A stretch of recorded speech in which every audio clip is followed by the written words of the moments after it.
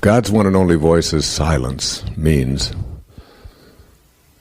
that God is that which is indivisible. There is no place that God is not. And you can't divide God up and say that God is on this side or God is on that side. I've often said that God isn't doing anything different now than God was doing an hour ago or 100 years ago.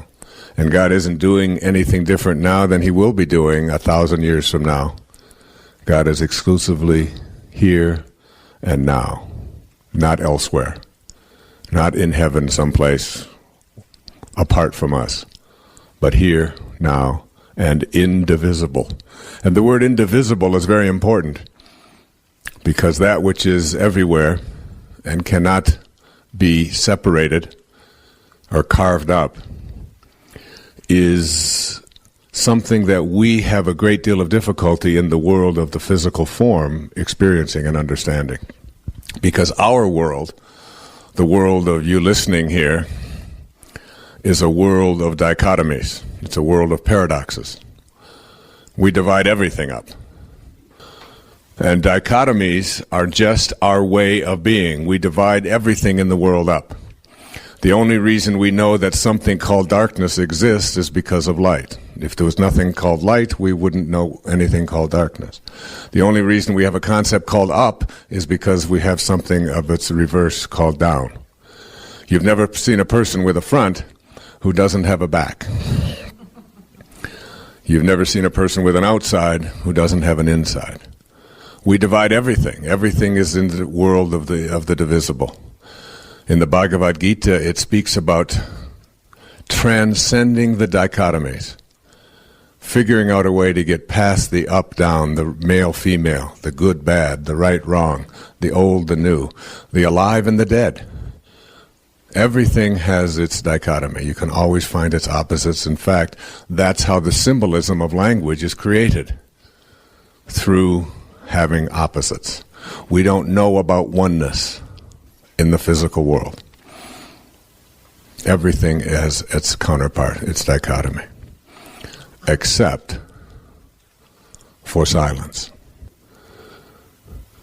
Silence is the only experience that is the same as God. It is indivisible. You take silence, and we'll have some right now, and now let's just cut that in half. And what do we have? More silence. Let's take what we've cut in half and cut it in half again and again. And endlessly you attempt to divide into a dichotomy, silence, but you can never do it, because silence is indivisible. And silence is God's one and only voice.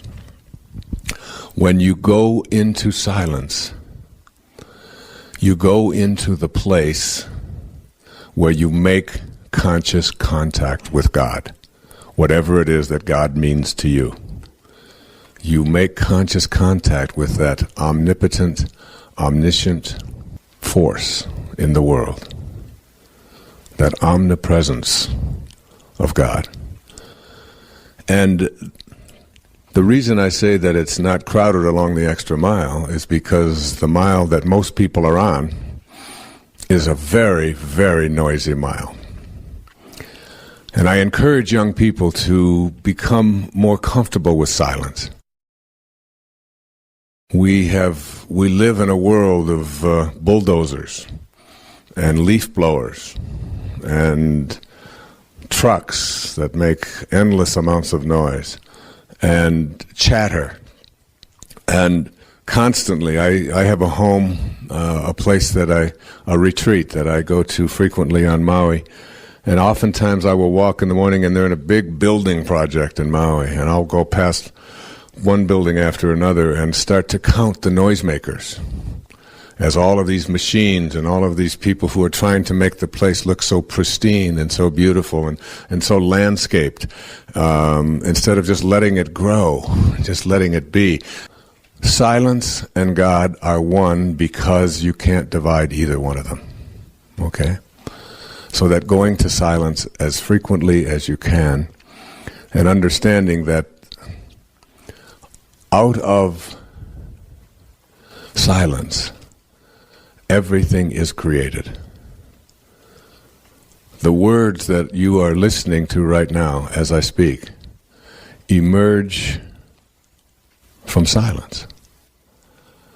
That silence is the source. And it's the source that is what we want to make conscious contact with. Like the source of all light is the sun. And the only reason we know about light is because of something called darkness. But when you go to the source can't be divided. There is a place and a possibility that miraculous things can happen, but you have to, in order to banish the doubt, in order to heal this energy body that I'm speaking about here, you have to be in such a position that you're not asking. You're not coming from a ordinary place asking someone extraordinary to do something for you. That's sort of what we've learned in our religious model, that God is outside of us, something like a cosmic bellboy, that if we just sort of ask it to do something for us and we behave and we pay a certain amount of money and we go to the right temples and we do the right things, that this external being will then provide us with favors, and that this God has the ability to heal, but it withholds it depending upon what mood it's in and so on. And that's a very different concept that I'm talking about here. I'm talking about a concept of God that says that we are all pieces of God. Like T.S. Eliot said, we shall not cease from exploring. And at the end of all of our exploring will be to return to the place from which we originated and to know it for the first time, to know it. You don't have to die to do this. You can know it here. You can know it now. You can say to yourself, as the I Am discourses say over and over and over again, the I Am is the divine work of God. And you are capable of saying I am. And you don't want to add anything after I am that isn't consistent or harmonious or in rapport with God. That is the all-creating knowing, the all-knowingness. We all know everything. There's a higher self within each and every one of us. There's a highest self which is omniscient and omnipotent, all-powerful, and everywhere at once. And the Creator, according to Mikhail Ivanov, a great teacher of the White Brotherhood, that is white light, not white skin, okay? I could get nervous when I say that. But it's and this teaching of the initiatic sciences, which I've been studying for the last couple of years in depth, reading and studying and meditating on a regular basis, that God places within each and every one of us a spark of Himself. Most organized religion has taught that we know and we're the conduit, we're the ones that can give you access to God. You have to do it through us, through our organization, through all of the kinds of teachings that we have. And I'm suggesting that you don't need that at all. So it's an awareness that there's something, something so powerful that we're capable of, and that there is a highest self within each and every one of us.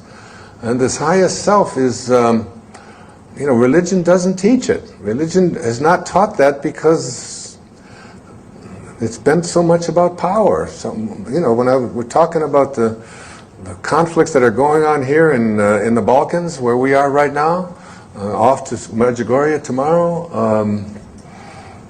So much of it is about religion.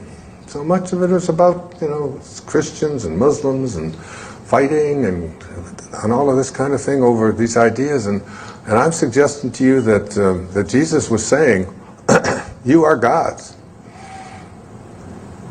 And you have to be able to say, I am.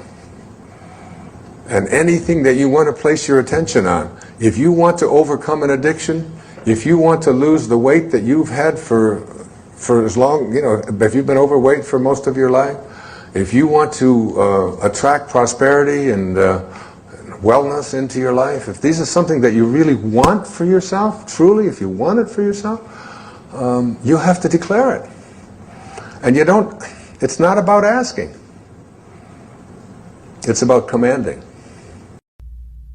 As you listen more closely to your sacred self and transcend your ego, so too will the world ego be shifted away from power, control, and money, back to the basic virtues of higher awareness, back to peace, beauty, love, purity, tolerance, patience, and compassion. This does not mean that the benefits of technology cannot be enjoyed. It means that the ego will not be the motivating force in our lives. What we truly are as a people is a force that craves peace and simplicity.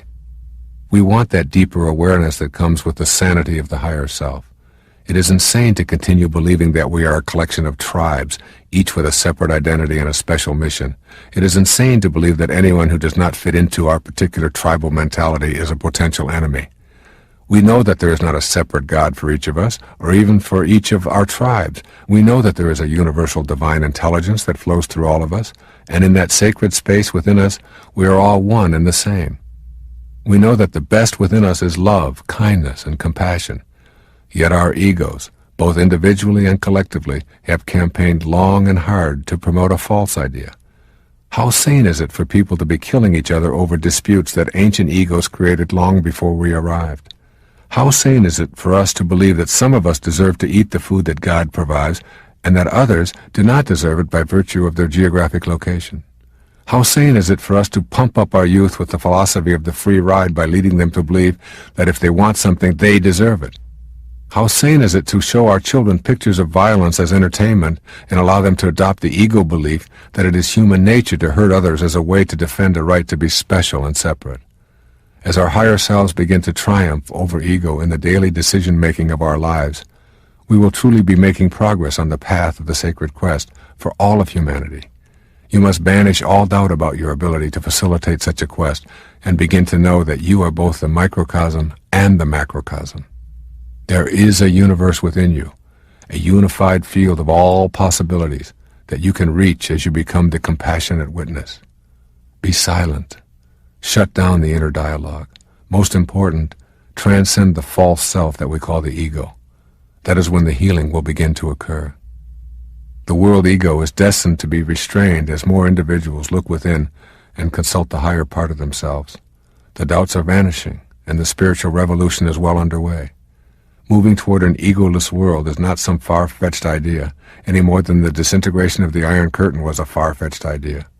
To those who heard such talk a few years before it happened, it did indeed seem absurd, but ideas, thoughts, and inner knowings are powerful instruments for the disintegration of the false self. One of the simplest and most powerful ways of doing this is taught by Eknath Eswaran. Writing in his book Meditation, he advises us to spend 30 minutes every morning in meditation repeating the prayer of St. Francis. In saying this prayer, we both transcend the ego and invite the sacred self to guide us through the day. I invite you to join me in this daily prayer as we share the path of the sacred quest. The prayer of St. Francis goes like this. Lord, make me an instrument of thy peace. Where there is hatred, let me sow love. Where there is injury, pardon. Where there is doubt, faith. Where there is despair, hope. Where there is darkness, light. Where there is sadness, joy. O Divine Master, grant that I may not so much seek to be consoled as to console, to be understood as to understand, to be loved as to love. For it is in giving that we receive. It is in pardoning that we are pardoned. It is in dying to self that we are born to eternal life. If you have the same knowing about your world, dramatic changes will take place as we collectively put to use the greatest force in the universe, the force of love.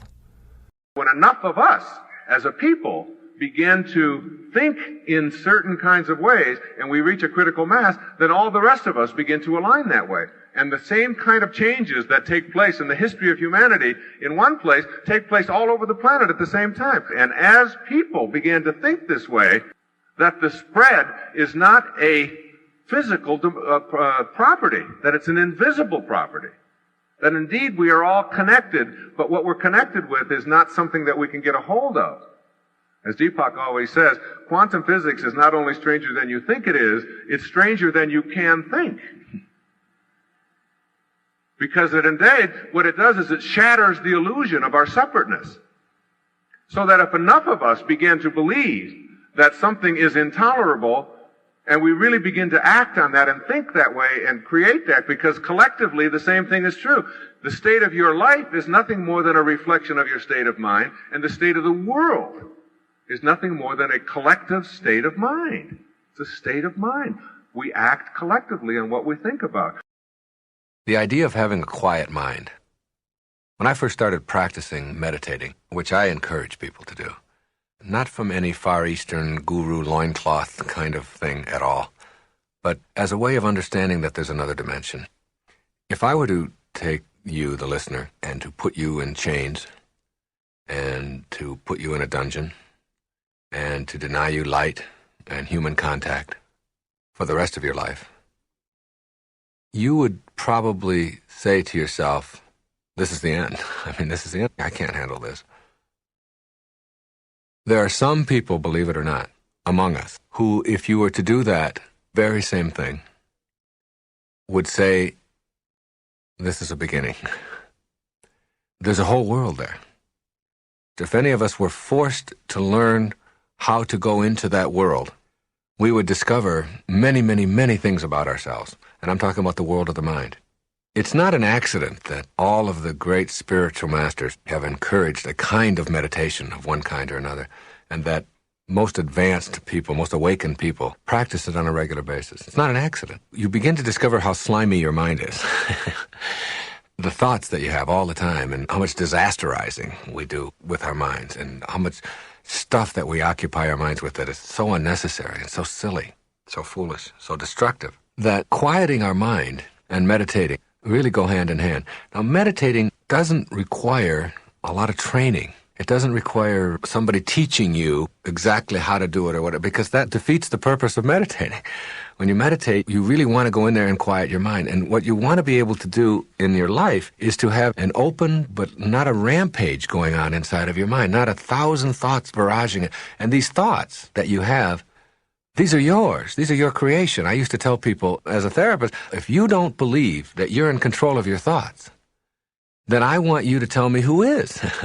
Then I want you to find all those people who are in control of your thoughts and send them all to me. Then I will treat them, and you will get better, which is absurd. Obviously, you're not going to get better by treating somebody else. You are the creator of thought, which means that in some metaphysical way, you're the creator of your life. Thought originates with each one of us. But most of us have trained ourselves to believe that whatever we think just sort of happened, and thoughts just sort of, I call it the pop-in theory, you know? They just sort of pop in, and I can't help it. Boop, there's a thought, and it's just there. And I can't help it, it just happened. That isn't true when you train your mind. We spend so much of our energy training ourselves in all kinds of areas. We train ourselves in business. If we're going to get a new computer system, we go out and we spend millions of dollars in a company, and we train people how to work it. And we want to become good at golf or swimming or tennis or backgammon or anything that you can think of. We know that we got to go out and we got to practice and we got to train ourselves. We train ourselves, and we ignore our mind, which is 99% of who we are. We just completely ignore it. Like there's no training available for our minds. And we can all do that. I've really learned how to do it myself. No one ever taught me. You know, when I used to teach at university, I taught in Berlin for half a year. There was 70 students in the class. And I would have the first student introduce themselves and their name. Then I would have the second student introduce the person who was just introduced and himself. And each time I would repeat it. And I'd have the third student introduce the two that he had just introduced plus himself. And we do that for the whole class. By the time we got to the 70th student, They had to introduce everybody in the class by name, and I would then repeat each one of them. And I just had a very simple technique for doing that. It was just like concentrated effort on making my mind remember 70 people's names in an hour and a half. Now, I wasn't doing it to waste an hour and a half. This was a class on teaching people how to identify neurotic behavior in people. And it's like what I wanted to do was to teach them that they could do things with their minds, just like their patients do, that they never thought of, that they never even dreamt were possible for them. 2 weeks later, 3 weeks later, they would have like 80, 90% recall. And by the end of the 4th or 5th week, everybody knew everybody's name in the class, and they had all trained themselves. And most people go out there and they're introduced to somebody, they say, hello, my name is Wayne. They say, what would you say your name was? They can't remember one person's name in 1 minute. And they think that, oh, I have a poor memory. But it's because they don't train. Well, the mind can be trained, and meditating is a perfect way to do that. And there's a wonderful world in there, in your mind. Quieting your mind means that you're no longer susceptible to all of the external influences that are around you.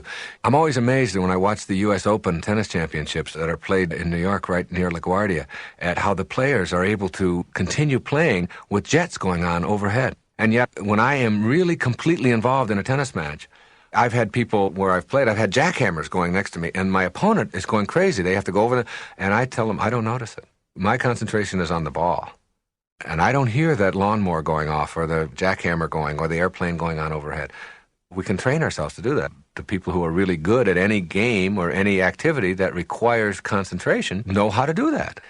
Well, we all want to be able to be better at that, and we don't want to have our minds occupied, particularly with worry and anxiety and stressful kinds of things. So you have to learn how to focus your mind, how to get focused, and keep yourself from creating those kinds of thoughts that are always impinging on your consciousness.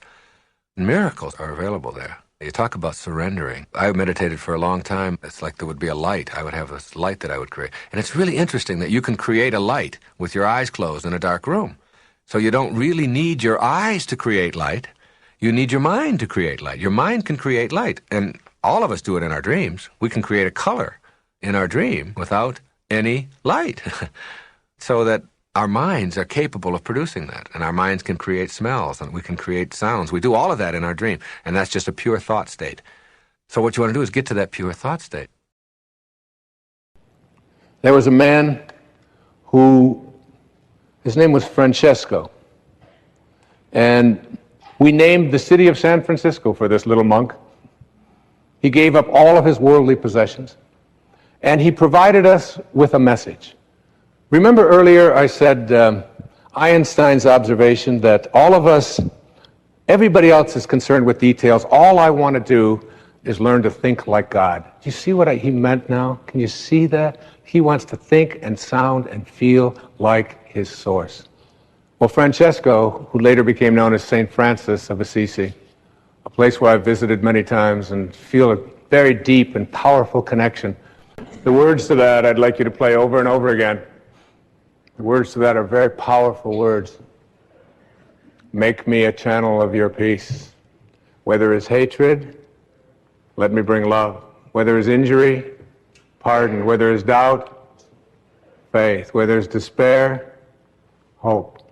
Where there is sadness, joy. It's not a prayer. It's not a religious statement. It is a beautiful technology for teaching us to bring the presence of higher, spiritual, divine, organizing intelligence to the presence of every energy that is not of this source. Every energy of hatred, anger, fear, worry. And we need it in the world more than we've ever needed it before. I'd like to suggest to you that when you learn to connect to intention, as I've been discussing here in this program, that something will happen as you go out into the world. You will find that your presence will do things to other people, even without you being aware of it. When you are at this level, one of the things that happens is you begin to instill calmness. We convince others by our presence, said Walt Whitman. People will feel calmer when they're around you. You ever be in a group of people where you instantly know that when you're around them, it just feels good. You feel better about yourself just for having been in the room with them? That's what will happen.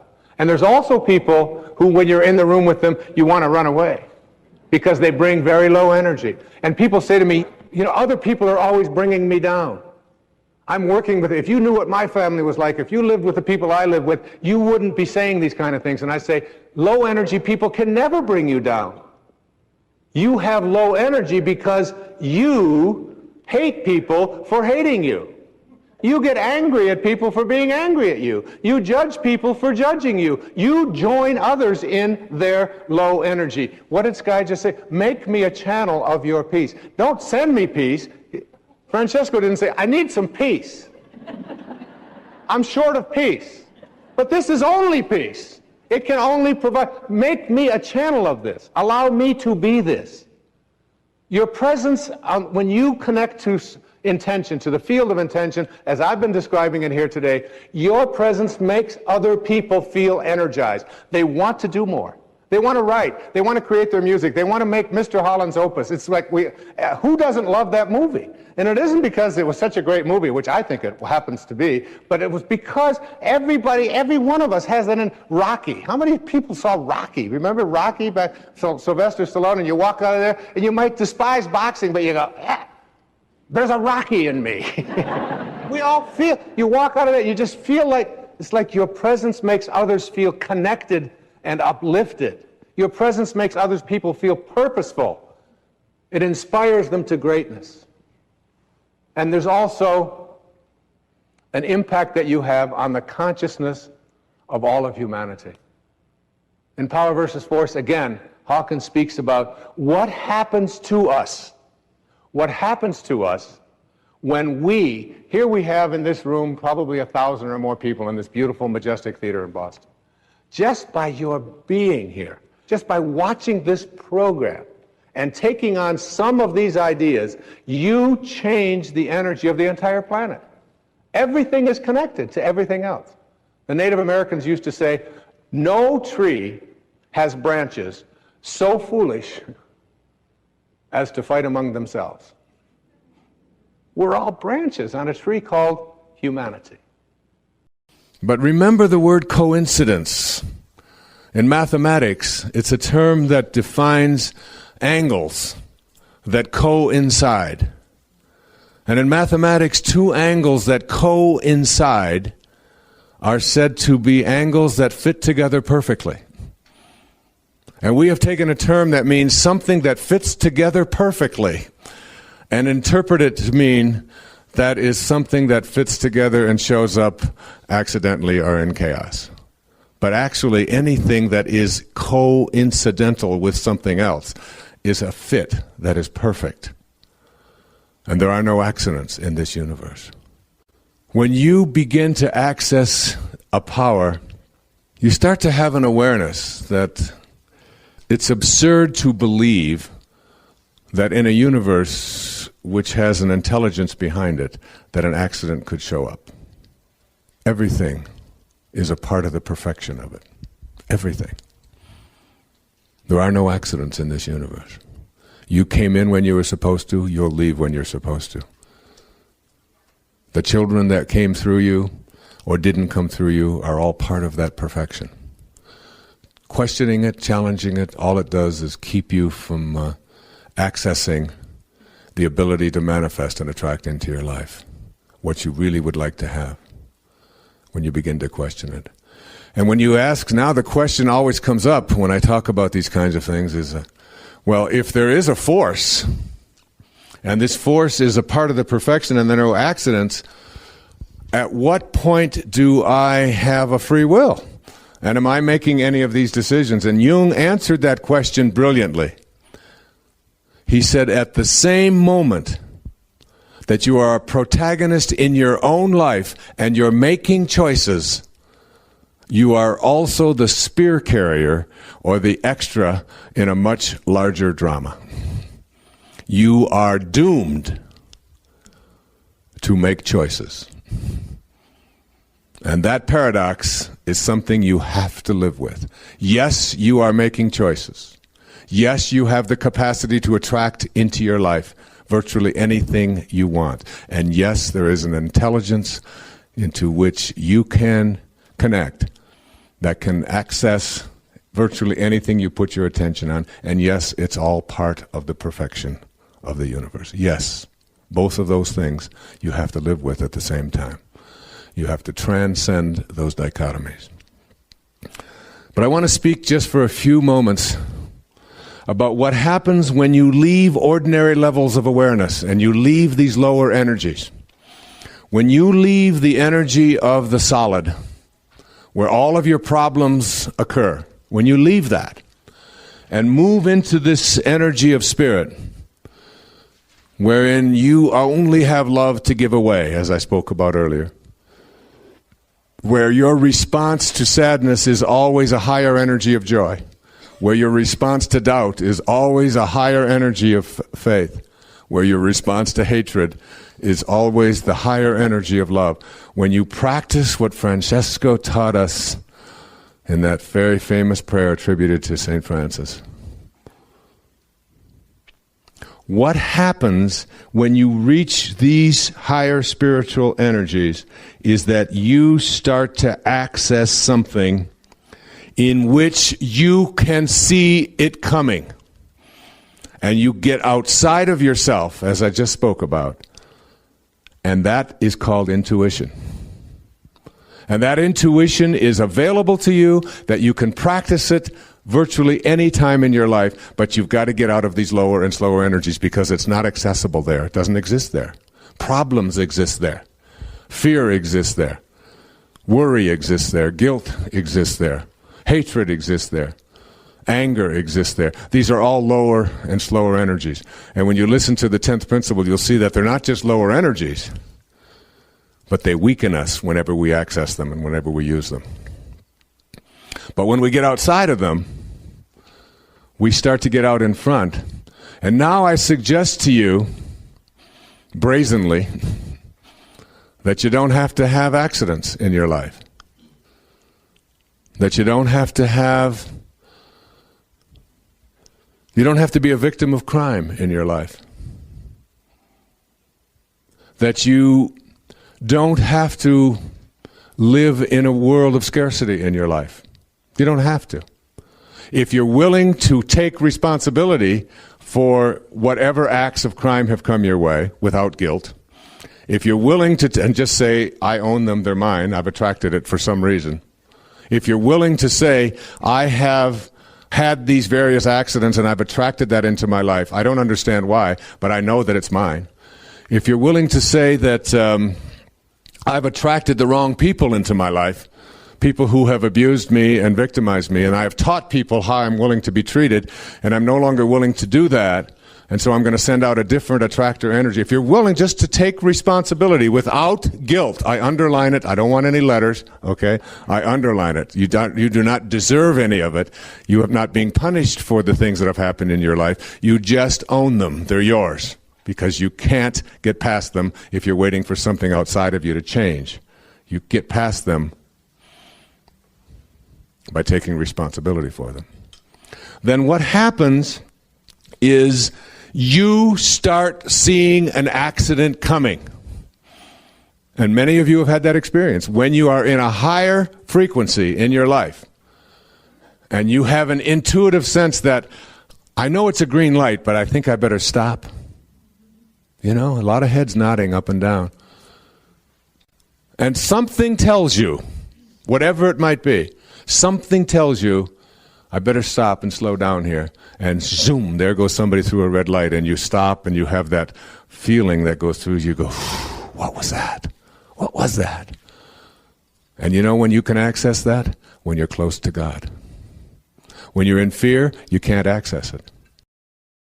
I have a very strong belief that everything that comes into your life is supposed to, and every condition of your life is part of the perfection of it, and that there's a blessing in all of it, and that there are no accidents, that it's a perfect, absolutely, totally perfect universe. Everybody that you meet for a reason. Everybody you're sitting next to, you're there for a reason. You can either take advantage of it or not. You have choices to make throughout it all. At the same moment, there's an opportunity in it, and I never look back. with anything but gratitude for all that was handed to me, because I learned firsthand as a very young boy how to be self-reliant, how to take responsibility for myself, how not to blame other people for it, and to find something positive in it, and always did. Think of yourself as connected to and a part of it all, rather than someone who is being victimized or slowed down or abused by, or here it happens again. It's all part of the perfection of it all. That's a very nice, enlightening place to get to. It really slows you down. And it doesn't take away your ability to make choices. It takes away your wanting the world to be as you think it should be instead of as it is. That's what defines neurotic. That's what neurotic really means.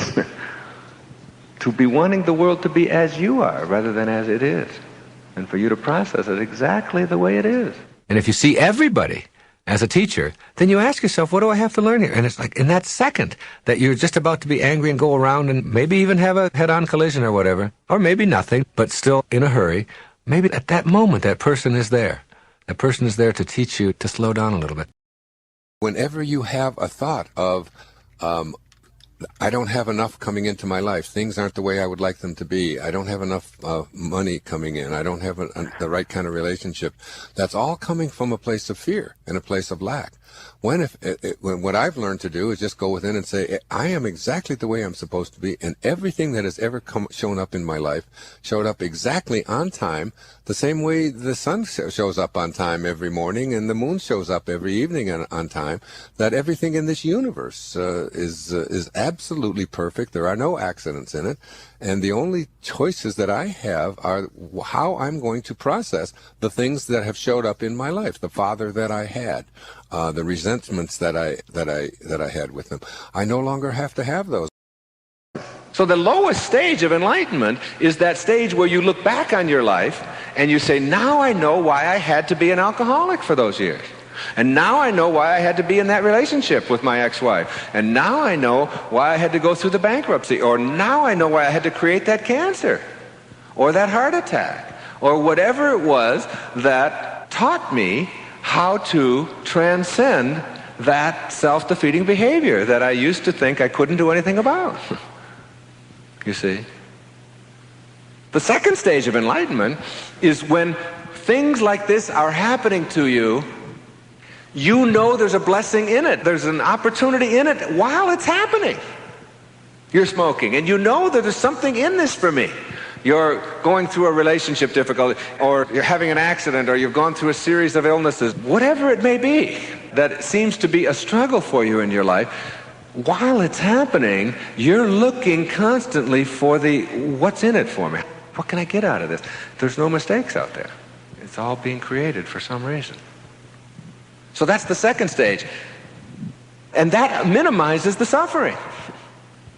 Because you're looking for what's in it for you. How can I get something out of that? So that the person cutting you off, the way your children talk, whatever, you're not instantly threatened by that. You're constantly aware that these people are behaving that when there's something in this for me to learn. And I think I'll get it now. I think I'll get it now, instead of waiting 6 years suffering through it and then seeing it. But there's a higher stage. It's the highest stage. In Zen they call it, before enlightenment, chop wood, carry water. After enlightenment, chop wood, carry water. It's the same. The only difference is that you're doing it from a totally new perspective of thought. And this dimension, the highest stage, what enlightenment really is, it's when you're back home again. Instead of pulling away from yourself, you're toward yourself. And this is what it is. You are able to get out in front of it. Play it out in the dimension of thought. And decide for yourself whether it's even necessary to bring it into form. You go from being the actor in your life, who is being directed by the events, the circumstances, and the other people in your life, to being the director at the second stage. And in the third stage, you become the producer of your life. And here's what Einstein said about that. He said, your imagination is more important than knowledge. For knowledge is limited to all that we know and understand, while your imagination embraces the entire world and all there ever will be to know and understand. It's like the power of our imagination is unlimited, and I've often given the example of that you cannot create something for yourself in your life if you don't have an expectation for it. And your expectation for what it is that you'd like to create for yourself in your life is strictly, in your imagination. And if you're living in a place where you are experiencing something like poverty, and you see around you all the reasons why that this is taking place, and you're constantly thinking about, that the economy is down, or I didn't get the breaks, or the money has just run out, and I'm not going to be able to replace it. You've got to be able to keep, understand what Rilke is saying there, that. They'll be lost to you because they're banished by your failure to imagine them. And this power of your imagination, what you place into your imagination, is probably the most important quality that you can have. The power of your imagination affects how it is that you relate to the world, and what it is that you allow into your world, and what it is that you expel from your world before it even gets there. You have within you a great gift. It's the most powerful gift you've ever been given. It's the gift of your imagination. And in your imagination, in your thoughts, nothing else, go to the place within you where you begin to perceive and see what it is that you would like to be, whether it's the right weight you would like to be, or addiction-free, or to have the job that you want, or to be in the kind of relationship that you would like to have. Just in your imagination and no place else, just go there and create for yourself, and you can't come up with an excuse for it because you're just doing this in your mind. So that's the first thing you do. And then, when you get this firmly entrenched in your mind, you then go to the feeling that accompanies that thought. You're not thinking about what you would like to have, you're thinking from the end. You're thinking there. In your imagination only, you are there. And now, how does that feel? What do you feel?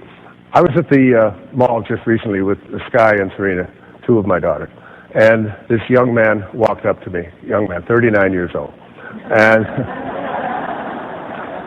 And he had a major speech impediment. He was a stutterer. He could barely get words out. But he recognized me, he saw me, and it took all of his courage to come up to me. His name was Vincent. And finally he couldn't get the words out and so on. And I said, well, what would you like? He started immediately talking about his speech impediment.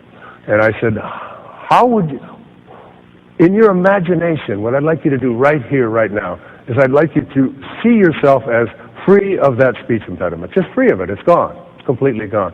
He said, okay, I can do that. And I said, now, how does it feel? He said, it feels great. See, the thought is what you create in your imagination, but the feeling is where you experience it, in the body. I feel great.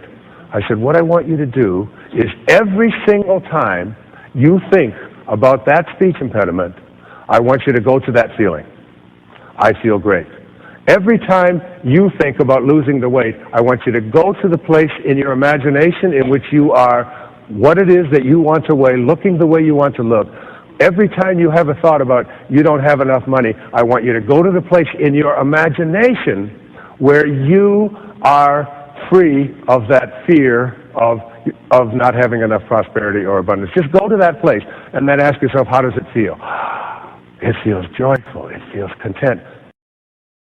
You move now from the world of the intellect, because understanding something intellectually is very different than understanding something spiritually. To understand something spiritually, you must experience it. And in order to experience it, you have to experience it in your imagination as an I am, but you must be able to feel it.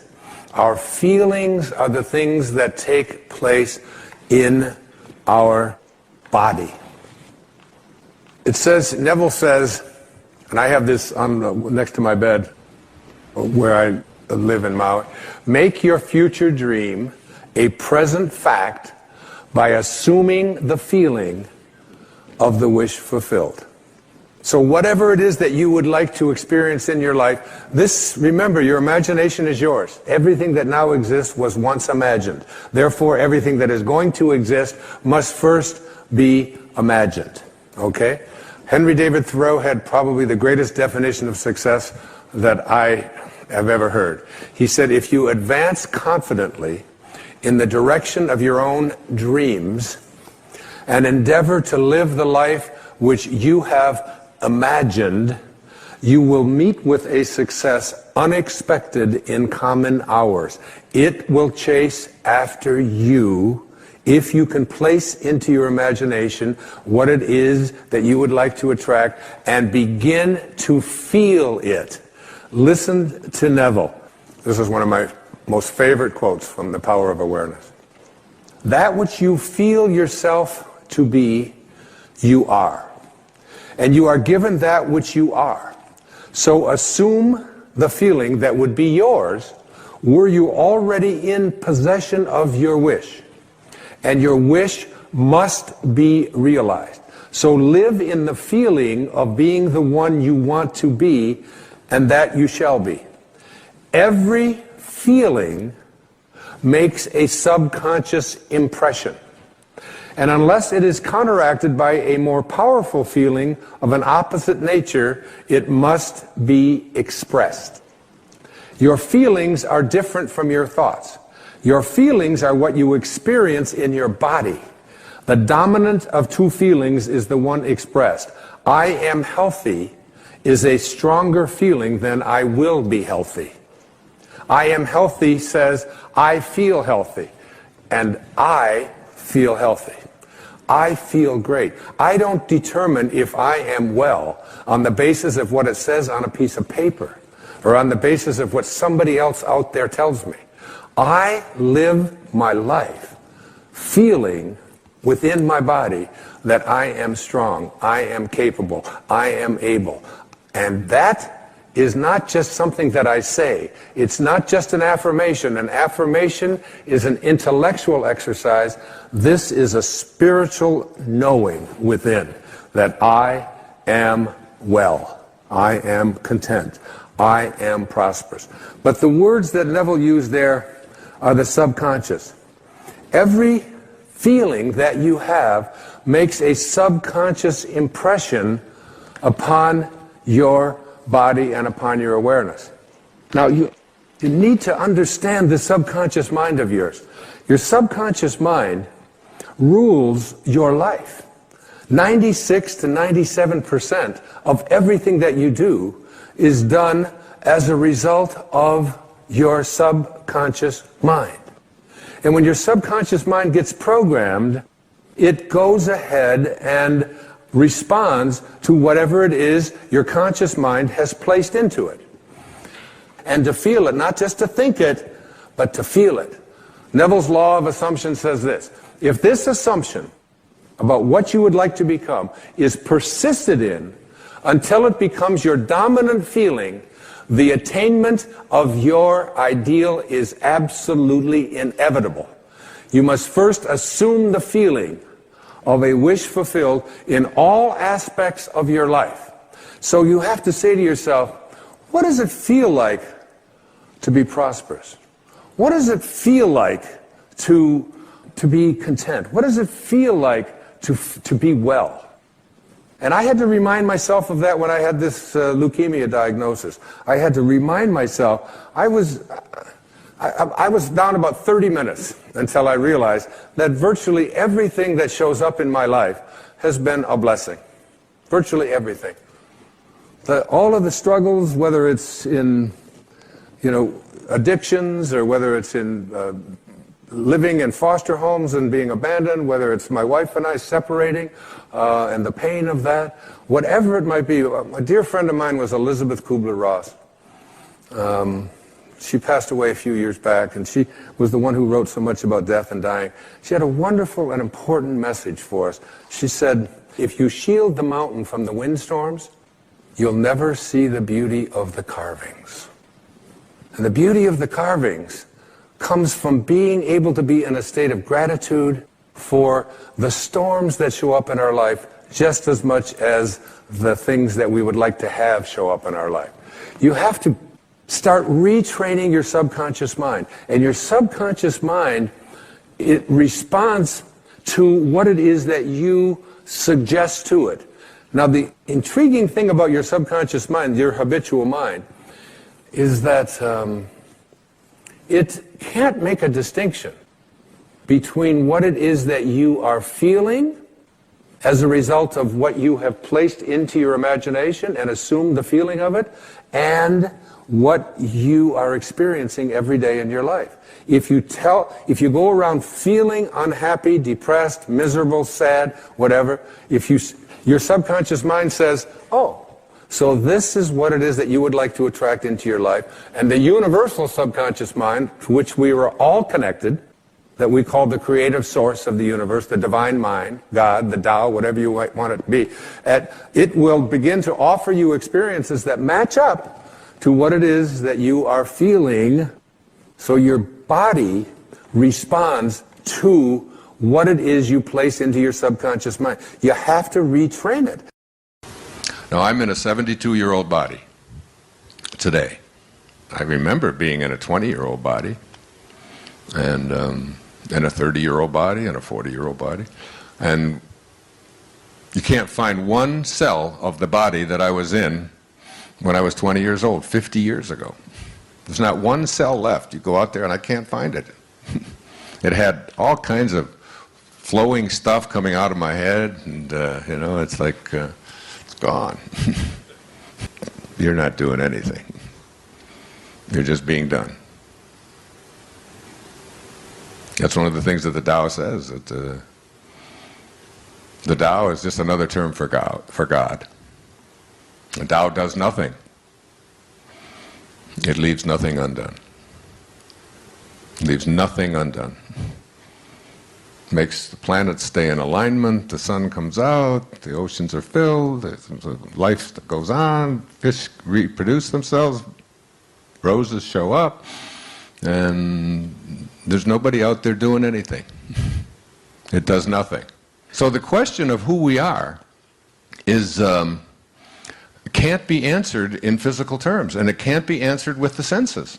Your senses will lie to you. They will tell you something, and it's just not true, I mean, our senses even tell us right now that we're sitting still when we're hurling through this ocean, right, at 20 knots. But so is the whole ocean hurling through space at something like 11 or 12,000 miles an hour. And it's also orbiting around the sun and turning on its axis. So it's turning, orbiting, and hurling all at the same moment. And your senses are saying, I'm just sitting here. You don't see with your eyes. You have to see through your eyes.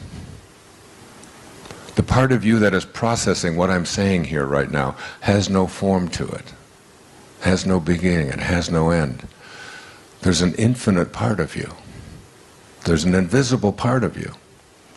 And until you're comfortable with it and know it and understand that it is the creator, the creation takes place through this creative process within you, called your mind, called your thoughts, called your spirit, called your soul. And one of the things that I have learned is that it's necessary to understand what your soul is to follow your excitement. Now hear this. Your excitement is who you are. Just let that in. We're getting very philosophical. I love it when we get like this, especially when I know we have lots of time, so we can just take it, just... Your excitement is who you are. You're not this body. It's the soul. It's this invisibleness. It's what causes you to feel passion. It's following your excitement. And it's something you can do at any time. And when you do, I guarantee you these two things. It will be effortless, and you will always be supported. It's always an effort when you are not following your excitement. What is it in here? What is that creative spark that just makes you want to do something, or you just feel drawn to do it? And the more you pay attention to this spark, this inner excitement, the more it will support you, and you'll find yourself doing amazing things, like really amazing things. Here's what Patanjali, the great 3rd century BC Indian scholar, great beautiful soul, who was the father of meditation, one who taught me the japa meditation and the I am meditation. He said, when you are inspired, inspired means in spirit. When you are inspired, that means when you are following your excitement. When you are inspired by some great project, some extraordinary project, all of your thoughts break their bonds. Your mind transcends limitations. Your consciousness expands in every direction. And you find yourself in a new and a great and a wonderful world. And then he said, and this is what I mean by being effortless, he said, dormant forces, faculties and talents come alive, and you discover yourself to be a greater person by far than you ever dreamed yourself to be, or I say were ever taught that you could become, because you were not raised to believe in your divinity. You were raised, as Rumi said in that thing I read between the Chinese and the Byzantines, you were raised to believe in your limitations. And you don't know that within you, you have God. You are God. God is not an external concept. It's what the ego has taught us that it is. So that if you can answer the question, who am I? Who am I? And understand that who you are is a divine speck, if you will, a divine fragment of the universal consciousness.